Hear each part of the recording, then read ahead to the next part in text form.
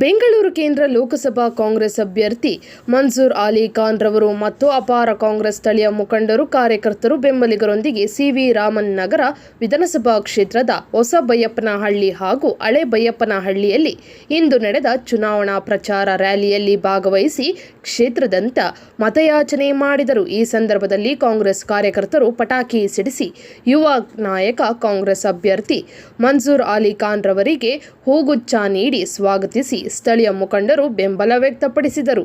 ಈ ಸಂದರ್ಭದಲ್ಲಿ ಸಿ.ವಿ. ರಾಮನ್ ನಗರ ಕಾಂಗ್ರೆಸ್ ಮುಖಂಡರು, ಜಿಲ್ಲಾಧ್ಯಕ್ಷರಾದ ನಂದಕುಮಾರ್ ಹಾಗೂ ಕಾಂಗ್ರೆಸ್ ಮುಖಂಡರಾದ ಎಸ್. ಆನಂದ್ ಕುಮಾರ್, ಬ್ಲಾಕ್ ಅಧ್ಯಕ್ಷರು, ವಾರ್ಡ್ ಅಧ್ಯಕ್ಷರು ಹಾಗೂ ಕಾಂಗ್ರೆಸ್ ಕಾರ್ಯಕರ್ತರು ಉಪಸ್ಥಿತರಿದ್ದರು.